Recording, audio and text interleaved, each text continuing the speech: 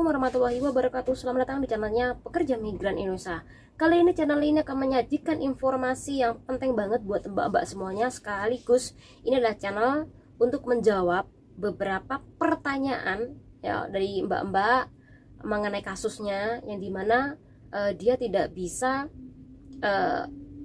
visanya turun ya karena majikan melaporkan balik kepada mbaknya tersebut.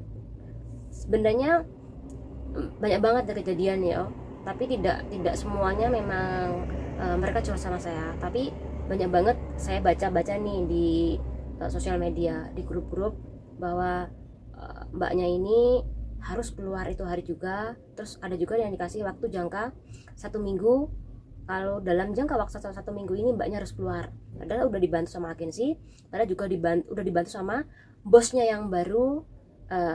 Kenapa visanya nggak bisa turun? Nah, hal ini tentu harus membuat kita hati-hati ya, harus memikirkan secara matang untuk memutuskan kontrak kerja seperti itu kan, karena memang sejak setahunan ini banyak banget mbak-mbak yang memutuskan kontrak kerja, kemudian mereka tidak bisa mencari majikan lagi atau visanya tidak turun ya, karena memang ada laporan dari majikan juga, kemudian memberikan alasan kenapa mbaknya memutuskan kontrak kerja. Nah, ketika bosnya memberikan alasan atau menampik balik alasan mbaknya, ini mbaknya tidak membalas balik ya, tidak ibaratnya juga merespon balik majikannya. Kenapa majikannya sampai melaporkan? Jadi tidak ada respon balik dari mbaknya, sehingga mbaknya ini visanya tidak turun kan. Hal seperti itu yang kemarin ramai banget ya. Jadi ini adalah semacam balas dendam dari bosnya atau juragan kita kepada mbak-mbak yang memutuskan kontrak kerja. Padahal di situ enggak semuanya sih mbak-mbak memutuskan kontrak kerja ini. Pertama karena pengen dapat gaji yang gede nih. Ini enggak semuanya hal seperti itu ya. Yang dimana mbak-mbak mungkin karena kondisi pandemi, jadi kondisi pandemi ini tidak hanya mempengaruhi mbak-mbak sendiri, namun juga bos-bos mbaknya itu juga terpengaruh karena kondisi pandemi di Hong Kong. Mungkin dia banyak kerjaan, kemudian anaknya itu kadangkala les, kadangkala sekolah, kadangkala setengah hari, seperti itu ya dulunya ya, bahkan tidak sekolah sama sekali, tidak les sama sekali. Kemudian ada yang mengalami pemecatan di kerjaannya, sehingga membuat beban majikan ini bertambah. Ketika majikan memiliki beban, ini dilampiaskan kepada mbaknya juga kan, seperti itu. Jadi ini membuat mbak nggak nyaman karena bosnya makin cincin atau cerewet ya, seperti ini. Jadi kemudian karena hal tersebutlah mbaknya akhirnya memutuskan kontrak kerja. Namun sayang banget mbaknya ini tidak memiliki alasan yang kuat. Sebenarnya alasan udah kuat, tapi mbaknya itu tidak melalui beberapa pertimbangan nih untuk bagaimana sih memutuskan kontrak kerja secara baik. Contoh, harus ngomong dulu sama majikan nih, ada nggak perubahan majikan? Kalian emang nggak ada perubahan dan mbak bener udah nggak kuat, nah silakan memutuskan kontrak kerja. Nah hal seperti itu kan banyak banget mbak-mbak yang nggak paham.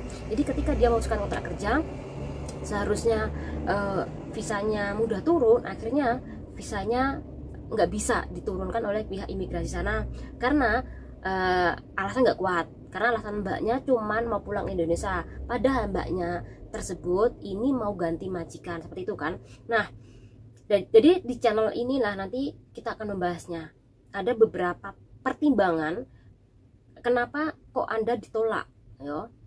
Sekali lagi ada laporan dari majikan juga, yang dimana majikan ini melaporkan Anda balik ketika Anda memutuskan kontrak kerja.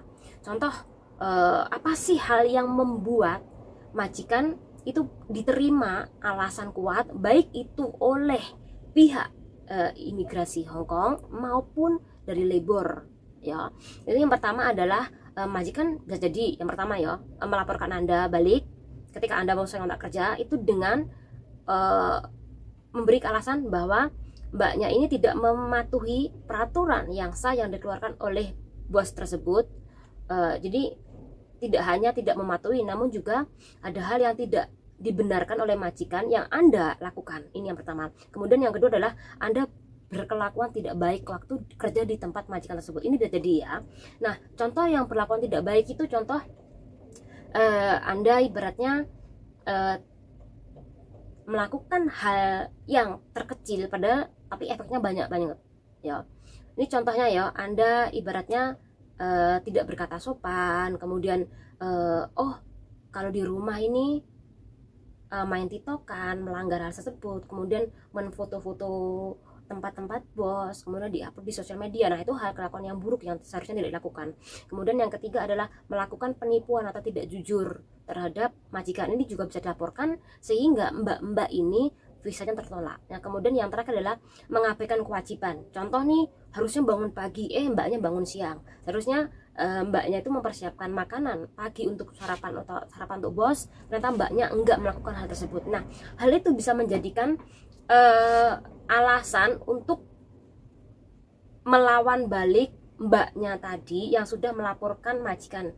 Nah, bagaimana sih agar Anda yang sudah melakukan pertama kali atau mungkin memiliki alasan nih untuk pulang ke Indonesia, bagaimana sih bisa melawan balik? Nah, mbaknya harus ibaratnya jujur apa adanya, ngomong sama imigrasi apa yang terjadi di tempat majikan tersebut atau apa yang enggak Anda sukai di tempat majikan ya. Jadi usahakan jangan sampai lambat untuk merespon balik apa yang sudah dituntutkan sama bos tadi ya. Usahakan jangan sampai telat merespon balik.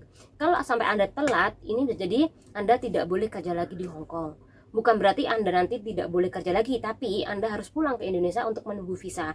Ya, kalau majikan baru Anda mau bersedia nunggu Anda, kalau tidak mau secara otomatis Anda sendiri yang rugi ya. Jadi dalam setahun ini banyak banget majikan yang melaporkan balik mbak-mbaknya yang memutuskan, yang dimana dia memutuskan kontrak kerja ya. Jadi saling melawan lah. Ketika Anda memutuskan kontrak kerja, bos juga melakukan perlawanan. Bagaimana sih harus memiliki strategi agar mbaknya ini pulang ke Indonesia seperti itu. Jadi mbaknya ini, mbak-mbak tak sarankan untuk benar-benar dalam posisi seperti ini harus dipikirkan secara matang-matang. Jangan gerusa-gerusu, tergesa-gesa, nanti efeknya ke mbak sendiri. Oke, mbak bisa di posisi yang dimana keluar dari majikan itu hari juga nggak usah bayar. Kan ada kan kemarin udah aku bahas ya di sini. Ini fotonya. Ini videonya ya, judulnya. Jadi mbaknya silakan nanti dipelajari. Nah, ada beberapa alasan mbak-mbak nggak usah membayar majikan dalam 1 bulan gaji, ataupun mbak-mbak langsung itu harus keluar juga memutuskan kontrak kerja ya. Nah, majikan juga bisa melakukan hal yang sama mbak. Jadi sesuai dengan standar kontrak kerja Anda di kayaknya di klausa 10 ya. Kedua belah pihak sama-sama bisa memutuskan kontrak kerja. Namun bosnya ini juga bisa melakukan penyangkalan apa yang mbak-mbak tuduhkan tadi. Ini mantan ceceku kemarin keluar tapi tidak memberikan aku gaji. Dia melaporkan hal itu ke Departemen Imigrasi. Kemudian Departemen Imigrasi nanti akan menaruh tuntutan bosnya ini ke Labor Relation Division. Disitulah nanti mbak-mbak sama majikan ini akan dipertemukan. Kemudian secara damai sih menyelesaikan tuntutannya bagaimana. Jadi bosnya ini menyangkal ini, mbaknya juga harus bisa memiliki catatan atau kronologi kenapa tidak memberikan uang gaji 1 bulan atau uang interminitan ataupun notis kepada si bosnya. Jadi langsung keluar aja, itu alasannya harus tepat ya. Ketika nanti tidak menemui titik temu, secara otomatis mbak akan bertemu di pengadilan. Tapi usahakan mbak benar-benar hal ini hati-hati, ini kuncinya. Jangan sampai nanti berakibat fatal pada mbak sendiri. Jadi penting banget mbak-mbak ini memiliki catatan ya. Nah, ketika mbak-mbak nanti sama majikan udah bertemu karena tuntutan 8.000 ke bawah, secara otomatis ini di pengadilan kecil. Jadi pertama tahapan untuk menyelesaikan keuangan Anda majikan ini nggak ke pengadilan ya. Jadi ini cuma pertemuan biasa, ngajak damai. Tapi kalau tidak menemui titik terang baru ke pengadilan.